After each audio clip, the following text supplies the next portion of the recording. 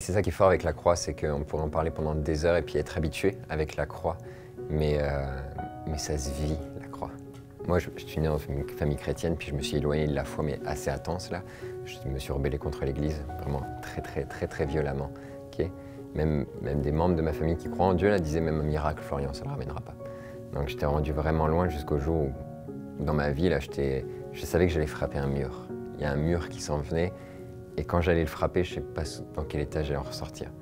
Donc je me suis dit, je vais reprier, je vais me remettre à prier. Après 5 ans, puis avoir prié, là, écoute, on va tenter, je suis mal en point là. Et plus je priais, je disais à Dieu, écoute, si t'existes, viens m'aider, viens me délivrer. Il n'y a rien qui s'arrangeait, au contraire.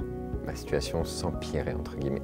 Ça faisait aucun bon sens. Plus je priais, plus je m'enfonçais dans le down.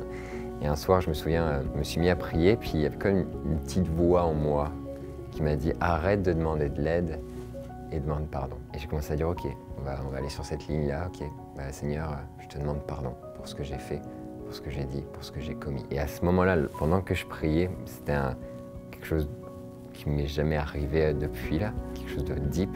J'ai comme eu un flash, une image, comme si un film d'un coup se passait devant mes yeux. Et je me retrouve dans une foule de gens vraiment furieux, en colère, tu sais, un peu comme les Canadiens de Montréal après chaque fin de match. Très frustrés, un peu en colère. Et ils regardaient tous dans la même direction. Puis je me mets à regarder dans cette direction-là, puis au milieu des poings levés de la foule, je vois un morceau de bois qui s'élève. Et dans ce flash-là, je me vois approcher, je suis au premier rang. Et là, je vois Jésus qui porte sa croix. Je vois l'image de Jésus qui porte sa croix sous les crachats, sous les insultes, sous tellement de choses horribles. Et puis c'est comme si la caméra bascule et je vois mon visage à ce moment-là. Et j'entends tout ce que je dis. Je vois la haine de mon regard, la rébellion, toutes les choses mauvaises. Je crache tout ça à pleine face. Et la caméra rebascule, sauf que là c'est devant le regard de Jésus qui porte sa croix, qui me regarde.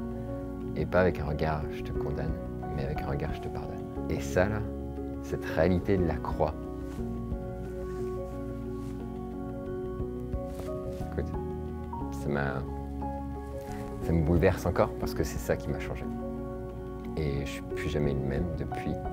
Effectivement, j'ai mis du temps, tellement de choses à se débarrasser mais cette réalité-là d'une telle souffrance que j'étais censé vivre, écoute, ça m'a bouleversé à jamais. On peut essayer de me mettre des doutes.